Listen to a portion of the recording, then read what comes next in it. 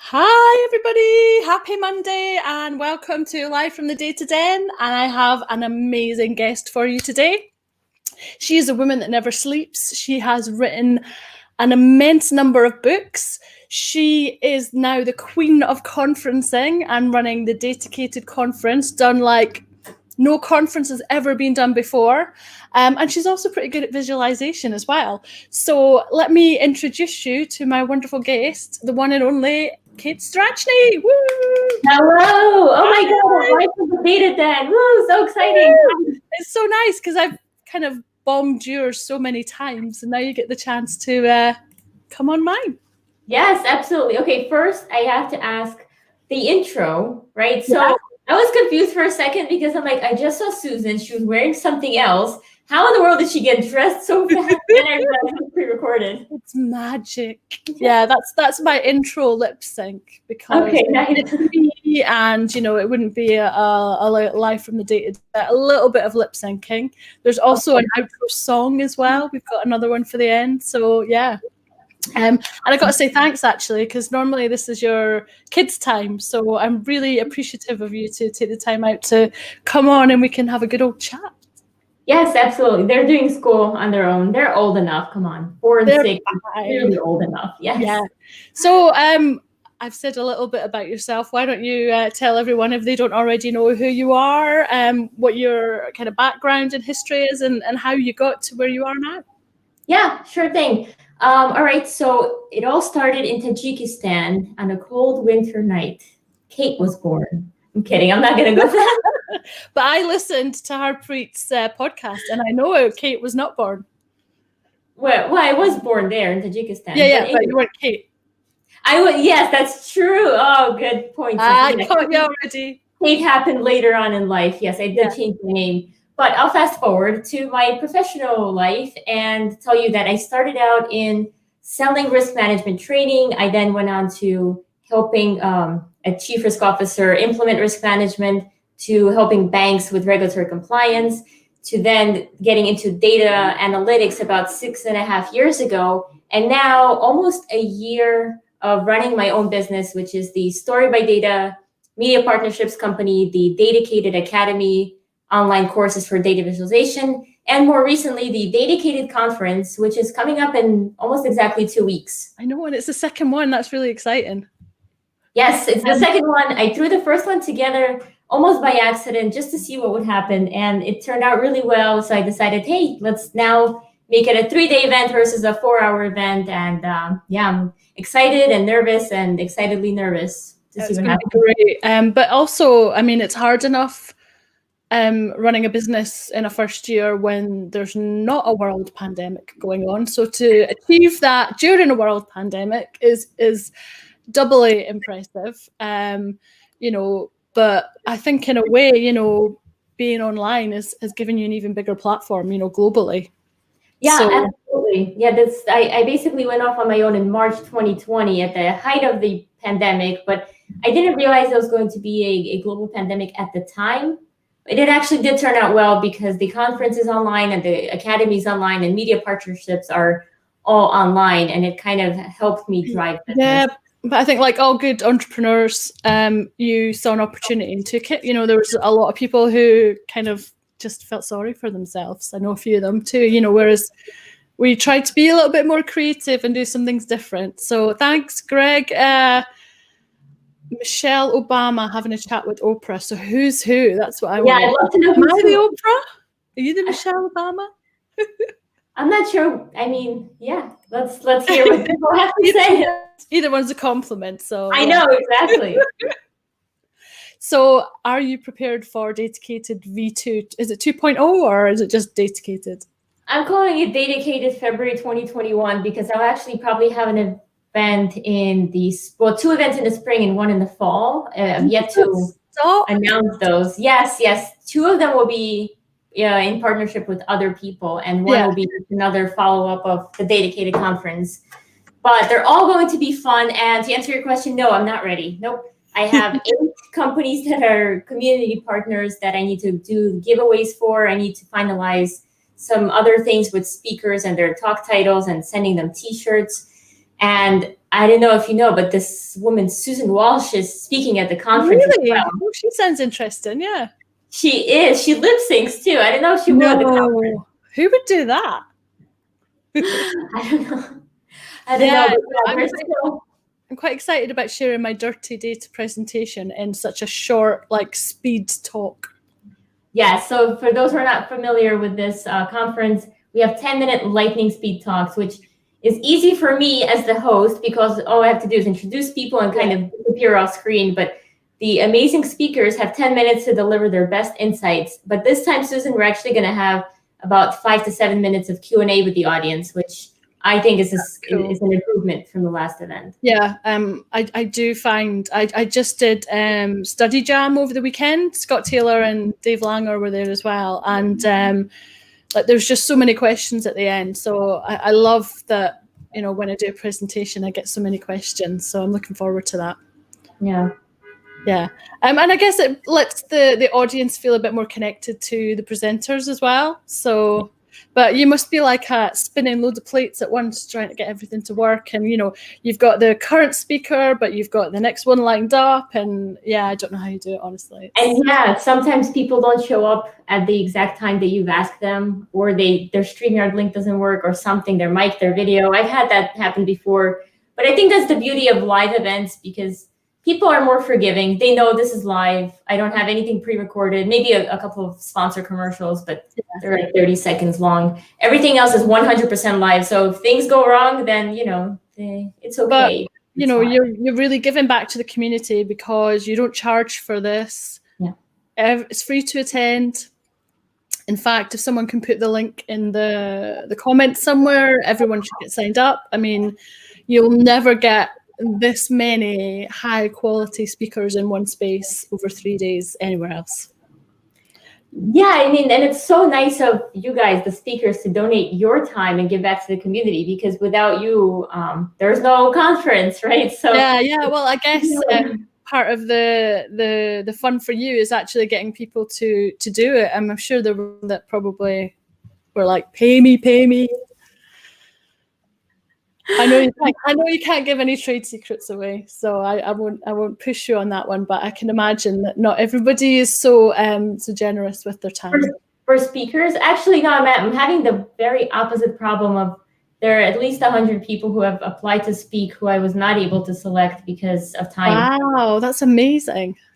People are very generous with their time. Yeah. You know what? Can I ask? I just wonder what the kind of split male-female is. So I am doing my best to try to keep it to around 50-50. At this point, we're still confirming a couple of panel members, so I can't give you the exact breakdown, but happy to disclose that at this point, it should be around 50-50. Brilliant. But what about in terms of people who are applying? That'd be interesting.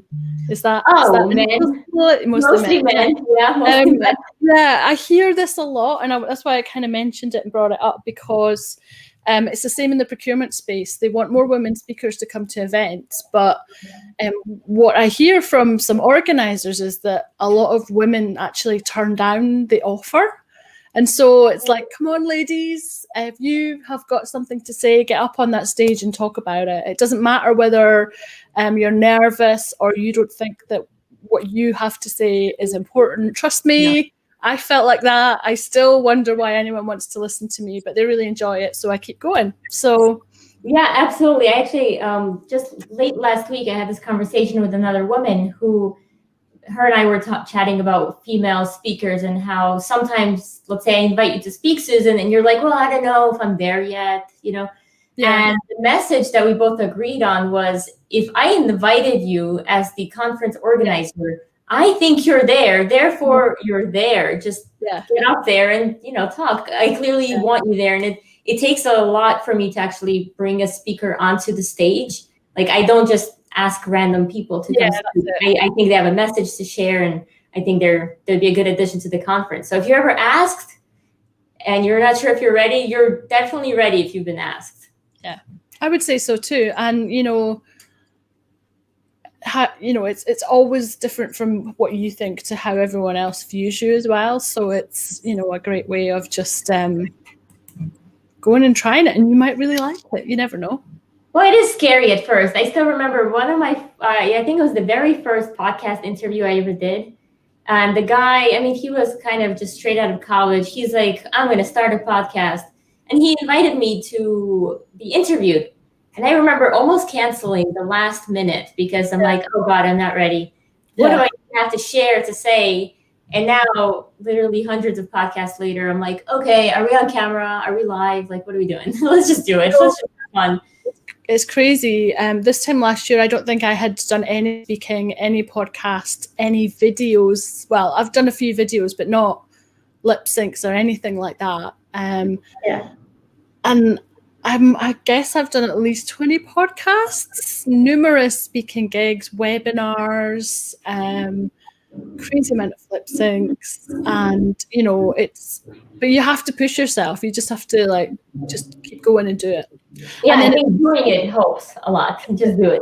Yeah, and then the more you do, the more you get asked to do more. So it's a really great way to raise your profile and share your knowledge. And it's, I think the thing is, was it you that said about being an expert? There's a saying, I can't even remember it, but basically, because we know it, we think everybody knows it. But yes. The curse of knowledge. I teach that in the storytelling course. Yes. Yeah. We think everybody knows it, but actually, even yesterday I did a post and someone was like, "Oh, I didn't know that," and I'm like, "Really?" And I'm like, "Oh, yes, that's cool." I managed to share something. So it's you just never know who you might be helping. Yeah, absolutely. So in terms of speakers and things like that, who can you tell us about who's coming on for Datacated? Yeah, sure. So we've got Ben Taylor. He's the keynote speaker from Data Robot on day one. Amazing. Rest of the people on day one. So we're going to have a panel. Danny Ma is going to be there. Nice. Eric Weber. Who else is there? Jen Underwood. Let's see, Scott Taylor. You know Scott Taylor? No, who's that guy? Some guy. Yeah. I think Susan's up on day one as well. Yeah, yes. Never heard of her either. And Doug Laney is on day one. You can see me thinking. I'm trying to remember where. Visualize it. That's how I do it as well, actually. Yeah, day two, we've got Cindy Hawson from ThoughtSpot kicking things off. Then she's going to do a panel. We're still nailing things down over there. But then we've got Mike Wimmer, who's like the 12-year-old boy genius.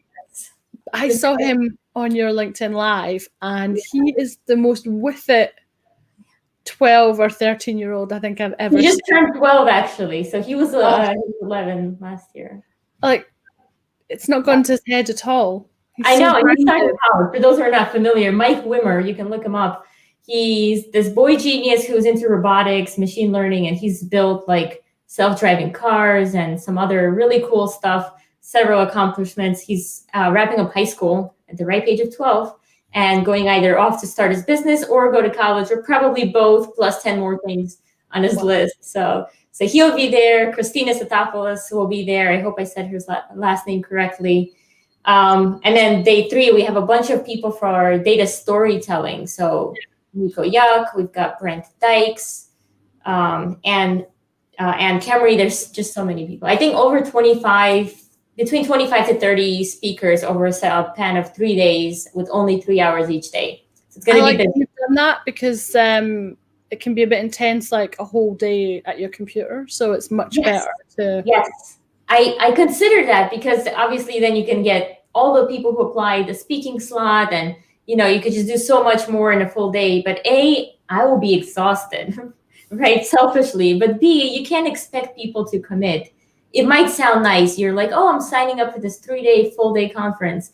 Yeah, chances are you'll go about an hour each day because that's the only time you have away from work, or your attention span or focus only lasts so long, right? So that's why the 3 hours a day. Yeah. And you've also written a couple of books as well, haven't you?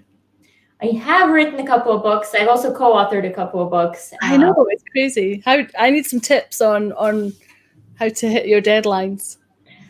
Just write. I think what helped me is just simply writing and getting number of words by X date, and then just push through it. Even if it's like really poor quality writing, because then you can go back and fix it. It's easier to go and fix writing than to come up with writing patterns. Yeah, I'm trying not to do the chapters sequentially. I'm just doing the bits that I want to feel like it also depends on how you operate, right? Like for me, it helped to have an outline and then a more detailed outline and then a more detailed outline and then just expand the sections. Yeah. And that's what I did with the course as well, because then it at least helps you with the flow. Yeah. But it depends on the type of book or course or whatever it is you're developing. Yeah, no, it's given me some great ideas for posts as well. So, and also hopefully eventually a training course. So yeah, should be good. When is your book coming out? Well, I have a deadline of the 2nd of April, which I set. So this is my fault. And then it's 6 months to print. So it would be, 6 months from that date. So okay. End of the year, winter, autumn, winter. Make a great Christmas present. I was gonna say I'll get this for Thanksgiving or Christmas. Yeah. It's going to be called.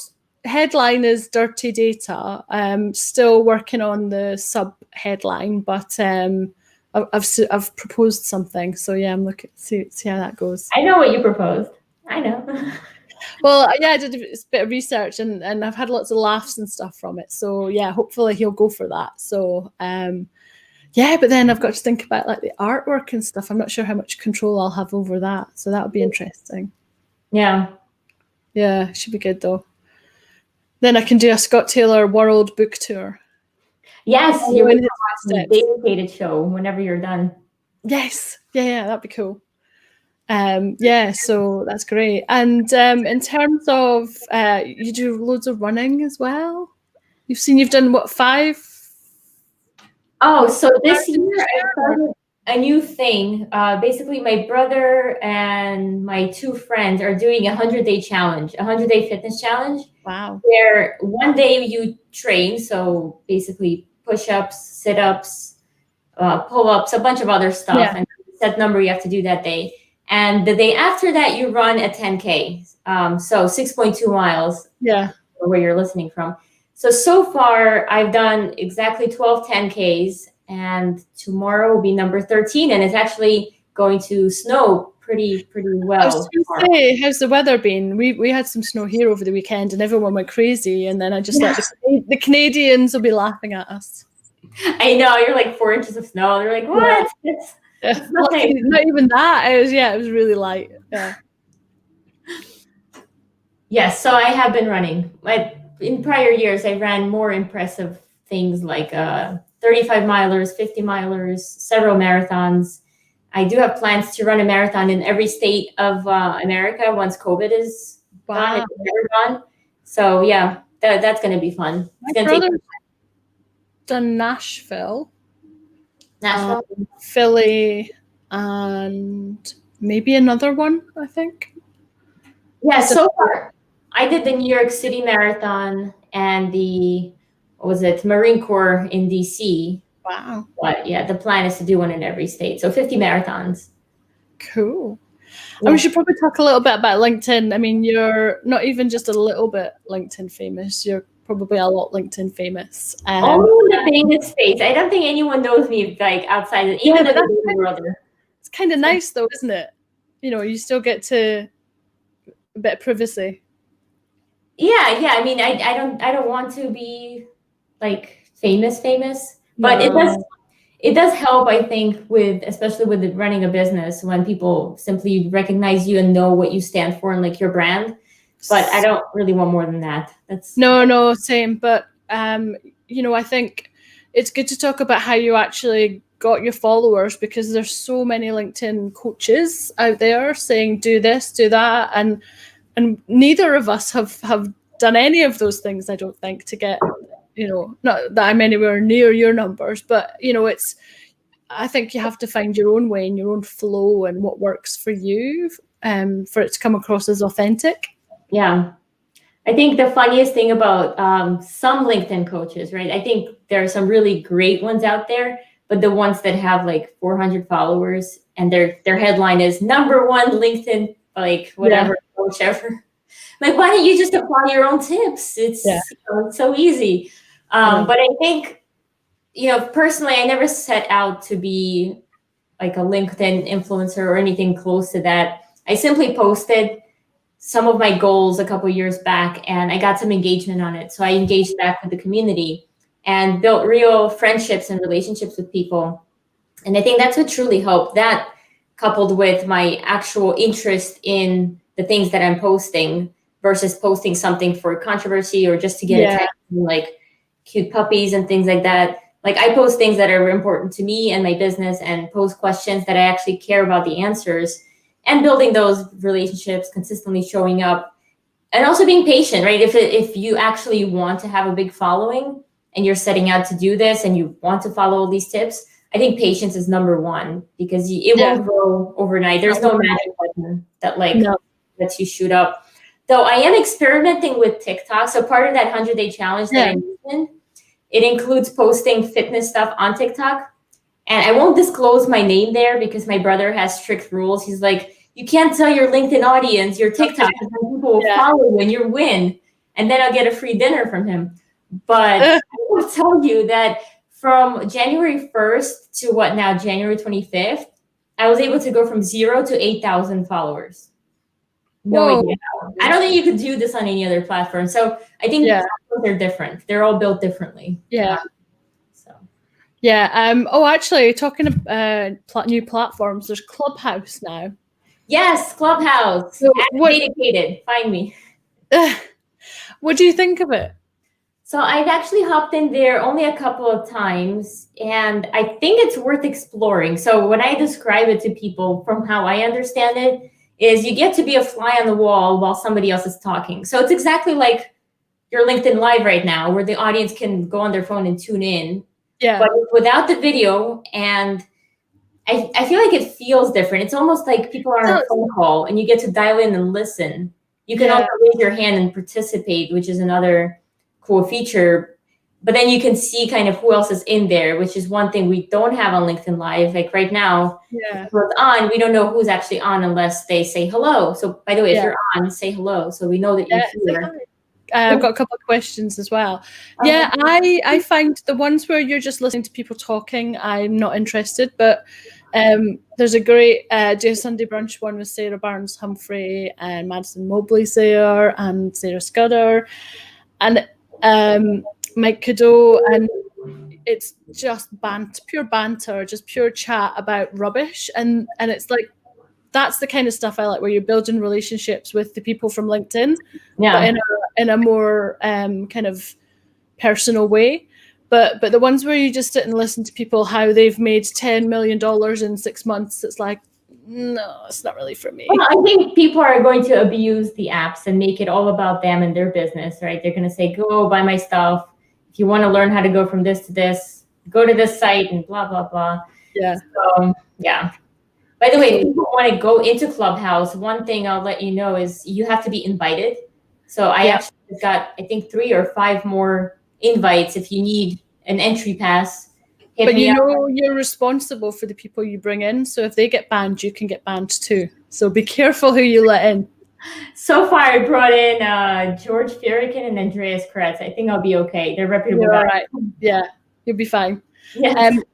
Eddie's asking, is dedicated for beginners, intermediate, or advanced, or? Okay, good question. So it depends what you're asking. We've got a lot of dedicated things.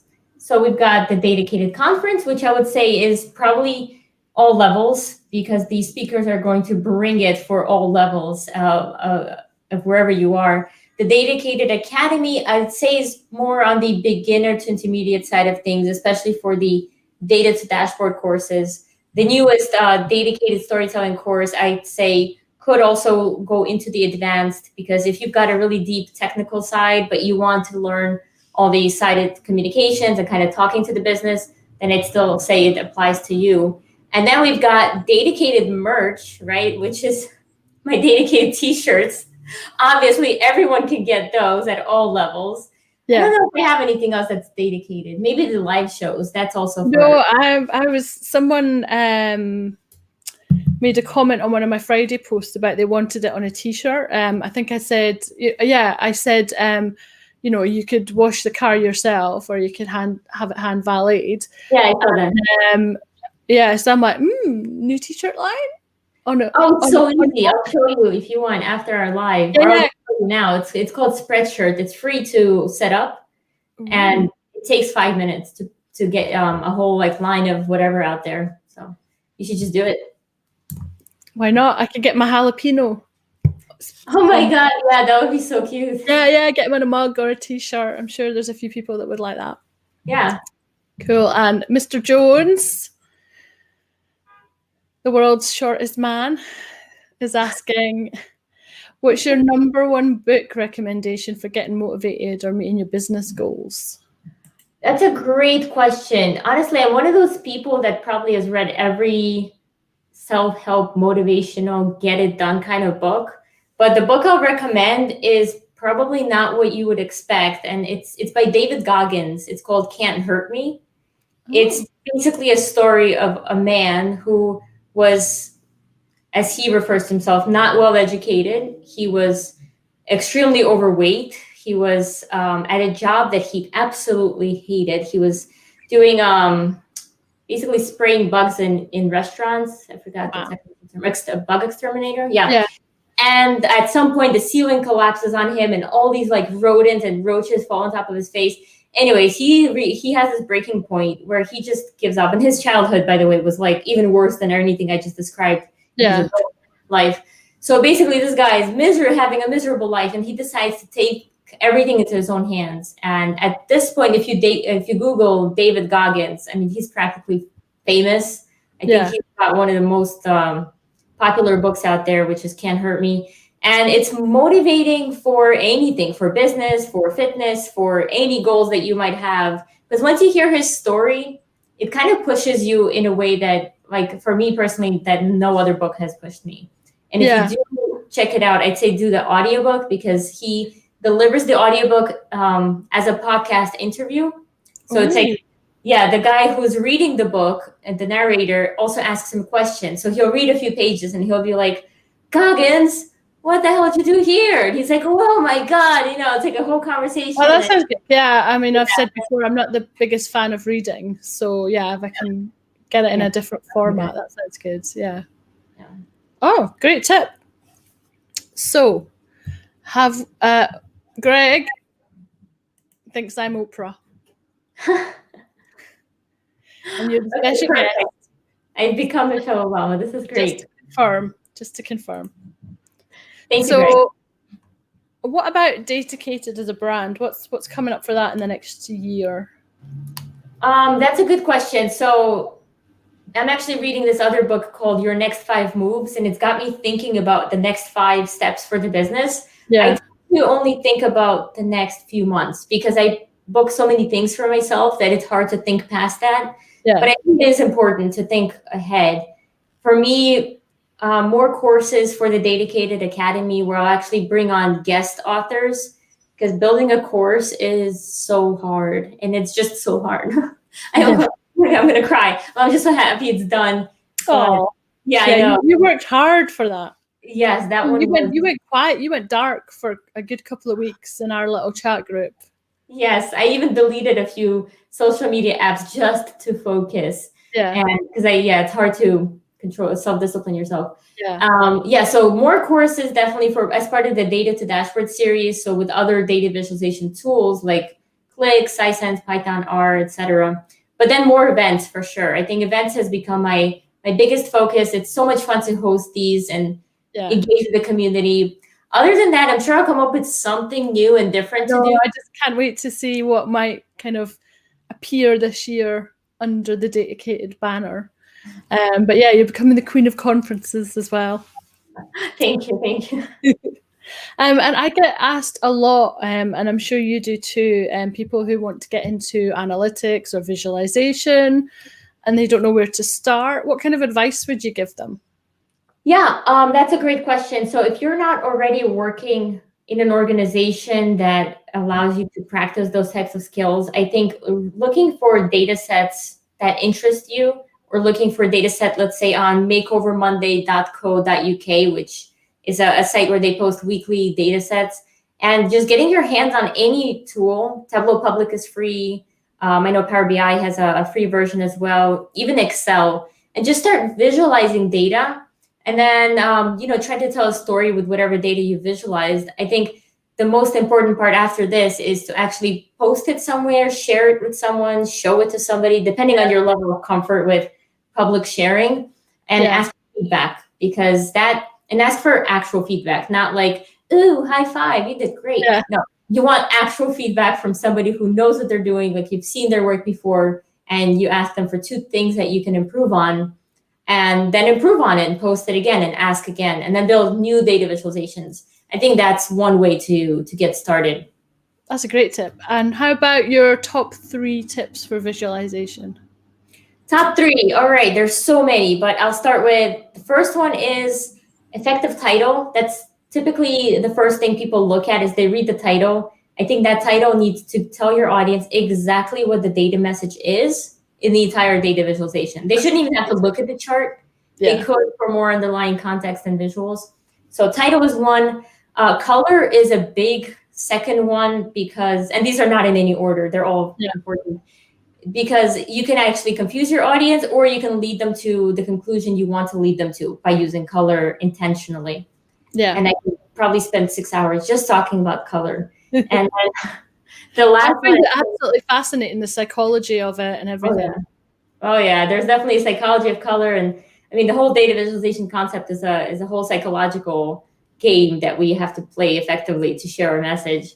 Yeah. And then the third big one that might seem common sense, but it really isn't to everyone, is choosing the right chart for the right data. So if you're working with time series data, use a line chart, or if you're talking about categorical data, then potentially a bar chart. Depending on the data question that you're trying to answer, there is a right chart for the type of data. Controversial question here. How do you feel about pie charts? Pie charts, they're delicious. They are so good. You eat them one slice at a time. No. So pie charts, I know people like them because they don't want only bar charts on their dashboard. And people put pie charts and donut charts up on the view. I think there is a place for them. For example, if you only have 2 slices and they're substantially different, or maybe even 3, we can push it to 3 slices. I think once you hit a number past 5 slices and they're all kind of proportionally equal, I think at that point it just starts to look crazy, especially if you're using different colors, because humans don't really have the ability to tell distinct differences between slices as well as we could between rectangular like shapes. So like bar charts would be more effective at showing differences in categories than pie charts. Yeah, that's amazing. And I noticed that you have a little photograph or framed something certificate in the background. Yes, I don't know if this will work, but let me just go like this. So this is the dedicated trademark certificate that I got. I wonder if it has a date on here. Yeah, September 22nd, 2020. I finally got the certificate. Wow. It took over a year to get this, but it basically tells everyone that I own the word dedicated. Woo. That's very cool. And very official as well. And you got some official certificate recently too, right? Oh, so yeah. So I've set up a limited company now. So I'm going like proper grown up and, with an accountant and all sorts. And lots of nice. Yeah. And so really looking forward to that. But it just comes with a lot more paperwork, but I can handle it. I've got people to help me, so it's fine. But just thinking about that, itchy nose. So you obviously had the dedicated plan thoughts in your mind at least 6 months before you kind of went out on your own. So did you always want to have your own business, or was it something that came to you later? Yeah, I always wanted to have my own business. Even as a child, when I just came to the United States, I actually started my own business before I spoke English. Not sure if I shared this story before, but it was 4th grade. I was learning my ABCs, and I also decided that people need bookmarks. I don't even remember why I thought they need bookmarks. Yeah, I still have one of my bookmark originals, but basically I would create bookmarks for students, and I had a menu and everything. They can choose the type of Pokemon they wanted. Yeah, Pokemon was big back then. It's so interesting how it dipped. But anyways, they choose their Pokemon. They can opt in for a colored version, which I would hand color with crayons.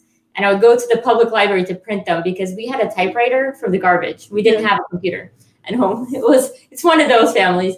So I would go, I'd print this out, and I would build bookmarks, and I would make little braids for the bookmark tail. And yeah, I would sell them for like $1.50 to $3. And I remember the teacher at one point, she's like, wow, she didn't call me Kate, she called me my real name. And she's like, you're so nice. You're, giving away all these bookmarks. How can I get one?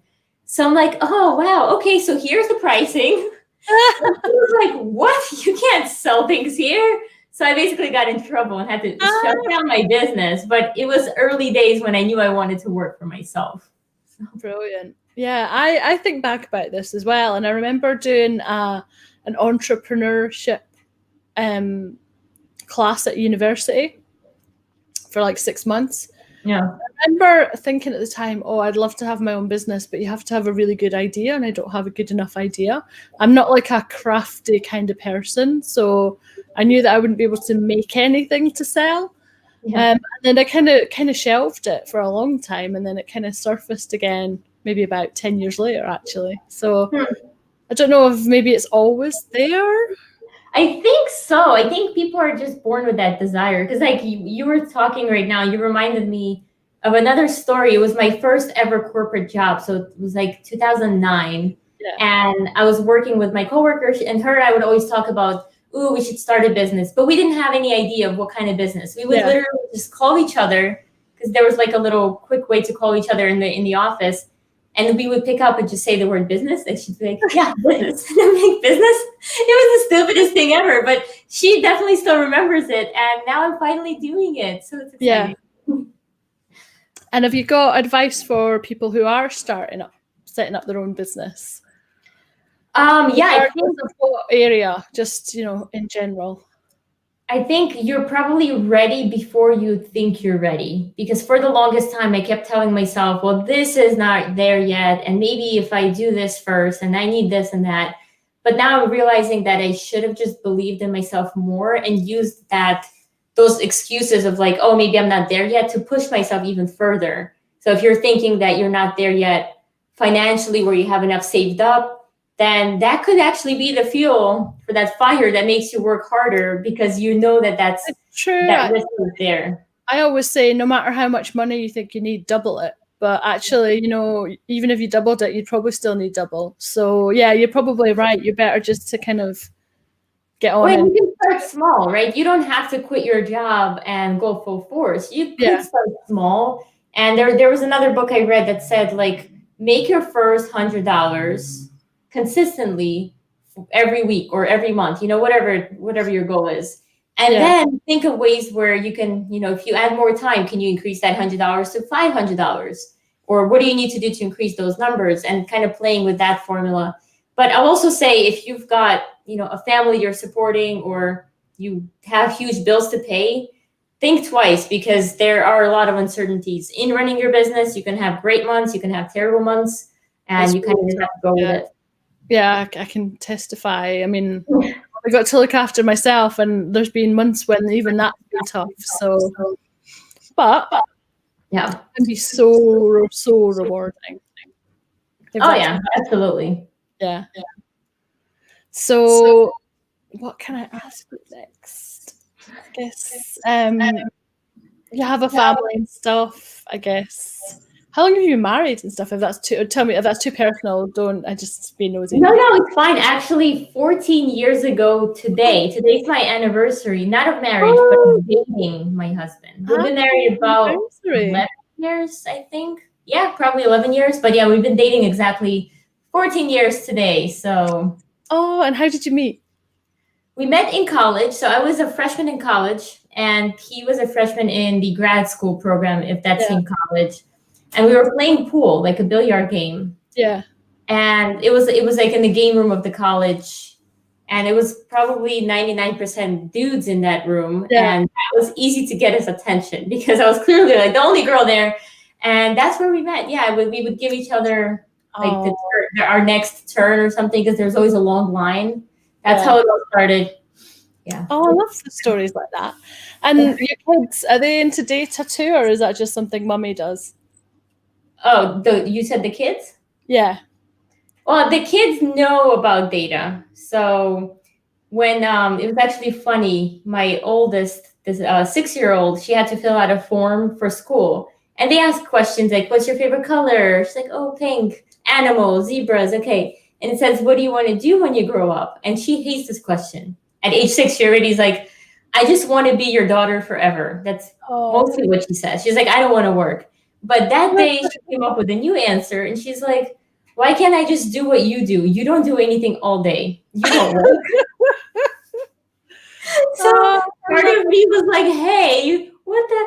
I do things all day. But another part of me was so happy because she doesn't think I work all day, which is great because I figured I was neglecting them. But no, so then I explained to her what I do and what a business owner was. So she literally just like wrote out business owner. So there you go. Oh, that's so sweet. Yeah. Yeah. And how have you found business over the last few months? Have you found it's changed, or have things pretty much been consistent for you for the last wee while? I think it's been pretty consistent. I think I felt like it was more hectic because of that course launch, but now that that's done, I think it's a little bit more of back to normal, business as usual. And I'm actually going to spend the next few days planning out those next 5 steps and really thinking through the rest of the year and kind of what are the things I want to accomplish now that that course is done. You know, it was a big mountain to climb for me. Yeah. So you've got quite a few courses now on the Datagate Academy, don't you? Yes, so I actually just took one down. So I used to have this visual best practices course, which was the first course I ever put on the Academy. And it's now absorbed by the dedicated storytelling. It's section 3 of the 5-part course. Yeah. Because I feel like it needs to fit in there. And then aside from that, I have the Data to Dashboard series, which right now includes a Tableau Public and Data to Dashboard with Power BI.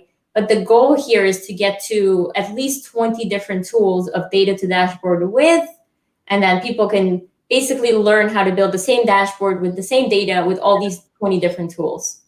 That's a really great idea, actually. I like that. Who's going to do it all, Susan? You want to make one?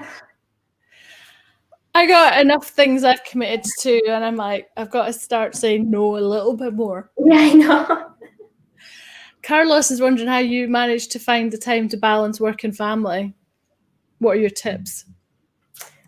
Yeah, that's a good one. So right now it's actually, I would say, even harder for me to manage all that because since March 2020, my kids have both been home from school every single day.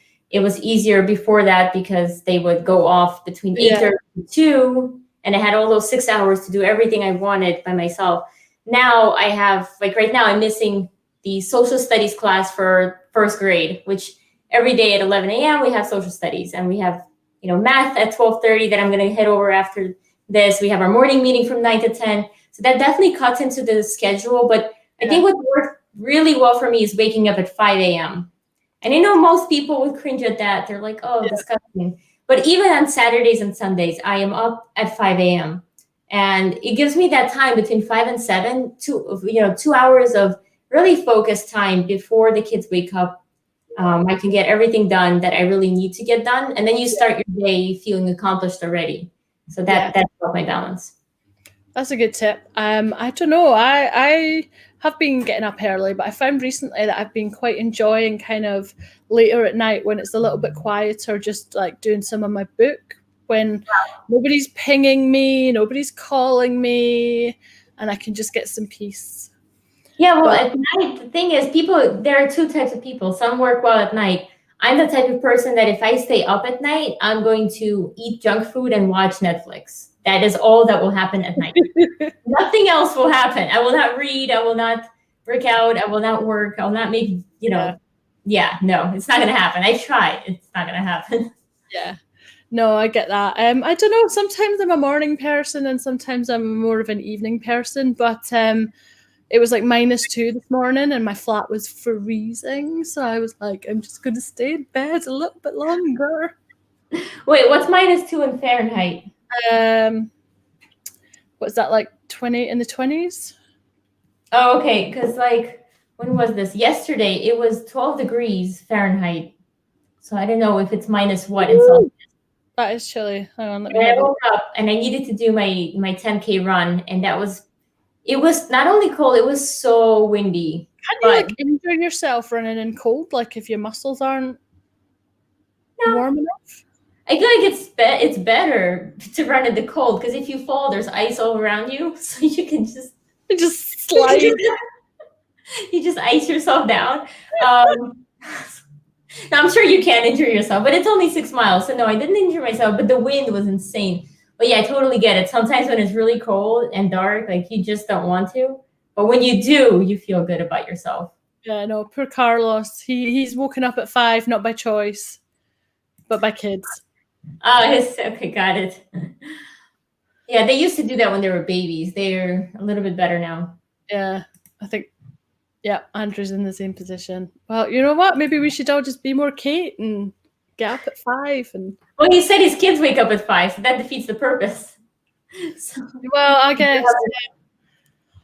Yeah, that's not good for me at all. So, have you got any plans for this, like holidays or vacations, or I mean, are you able to move around just now? Because everything's still on lockdown here. yeah, we can't really go much of anywhere.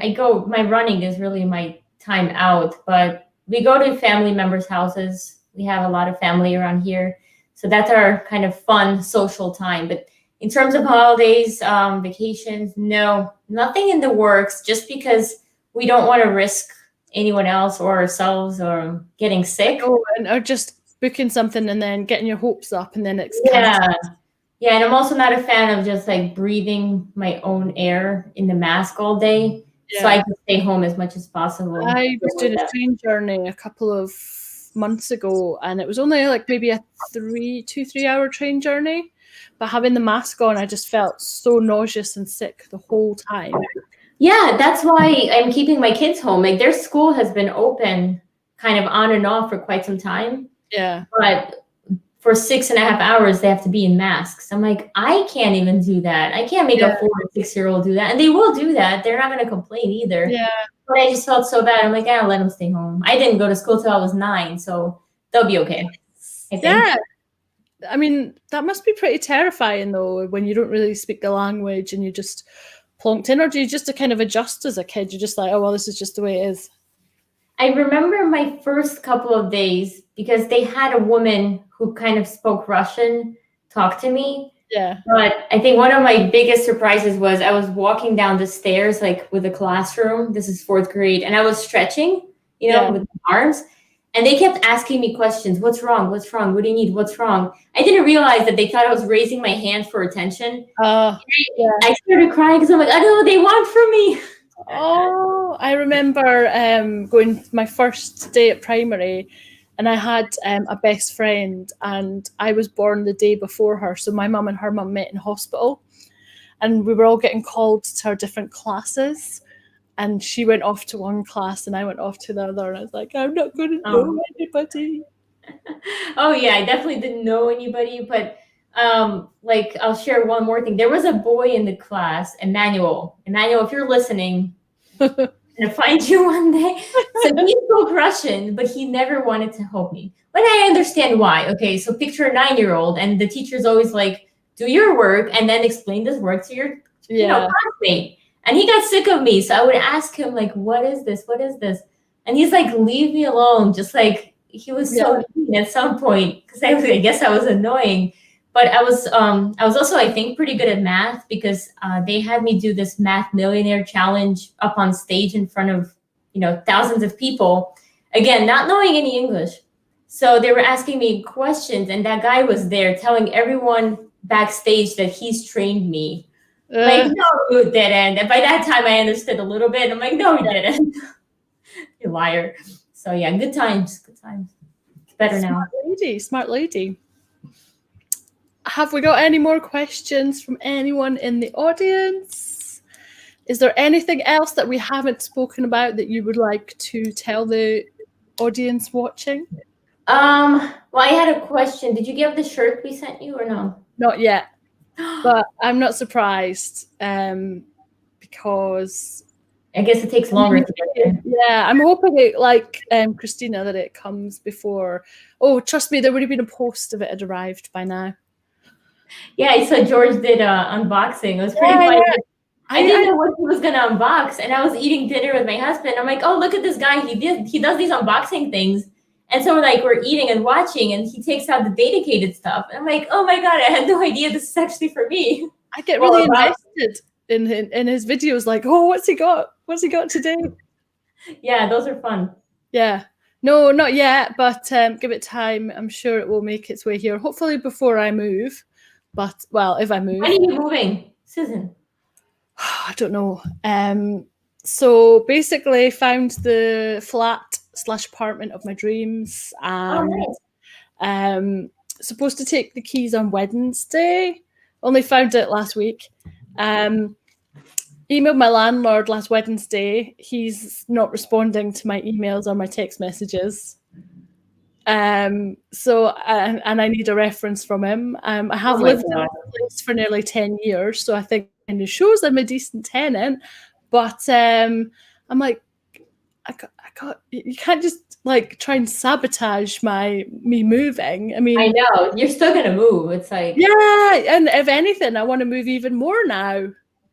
wow. But yeah, so yeah, no, don't worry. It will definitely make its way to where it should be. I hope so. Unless it's going to be more than like 6 weeks' time. Oh no, it'll be there before February 9th, that's for sure. So yeah, I'm sure it'll be fine. Yeah, I will look forward to receiving it and sharing it on various social media. nice. So just so everyone knows, I'm not moving anywhere else. I'm just moving within Guildford, but to... We were all worried, Susan. We were like, where's Susan going? No, I'm not going anywhere. Actually, I guess it's a kind of positive story. So yeah, I've been here for nearly 10 years.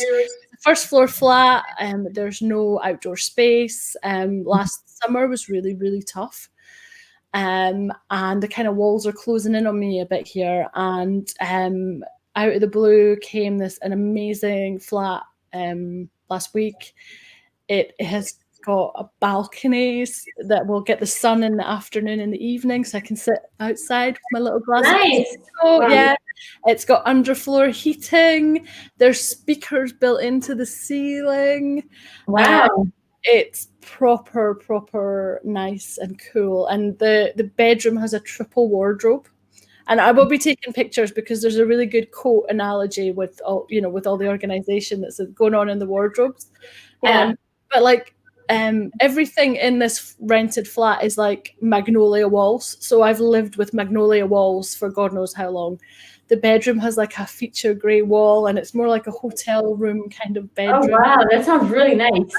I'm like, you know what? I've been working hard, and I deserve a nice place. And because I work from home too, it has to be a nice environment. So I'm really excited. So I'm not coming back to Scotland, Eddie. It's way too cold. There's not enough sun. But it would be a lot cheaper, that's for sure. So it's, if you kind of work hard, good things will come. But yeah, I'm really excited. I spent a ton of money shopping for some new bits and bobs over the weekend. It was like, but I guess it's really nice to have something to look forward to, because nobody really has much to look forward to at the moment. So this is like my big thing of the year is like, I'm moving, Yeah, that's awesome. Chance to clear out all the old stuff and all the history here. And like, I've got my new limited company now, so I can start with my new flat, my new limited company, and all nice surroundings and things. So yeah, so that's my story. Awesome. Yeah. That sounds exciting. Cool. Well, I better let you go because I'm sure you've got some maths that you need to do. Here comes first grade math. Addition and subtraction. It's fun times.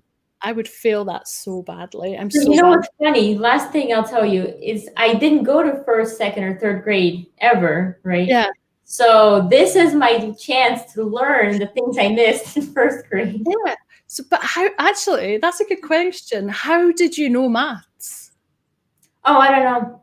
I mean, I have no idea. You just have a natural kind of ability for it. No, I don't, even calculus. I wasn't really good at it. I think I was just good at adding things in my mind, like 102 minus 69 plus 30. Something like that. I feel like, oh, okay, I knew the answer. I don't know. I can't do this anymore, but I was able to do it when I was young. pretty easily. But I didn't know how to speak. Maybe that's why one thing was better than the other. So yeah, well, you probably got that kind of brain where you can do it all. Probably have a brain. Probably have the brain. Yeah, maybe a brain.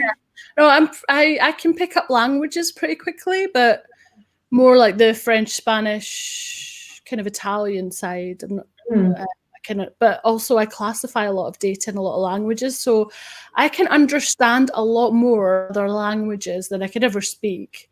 Oh, interesting. But you start to just read it and know what it means. Yeah. So. Cool.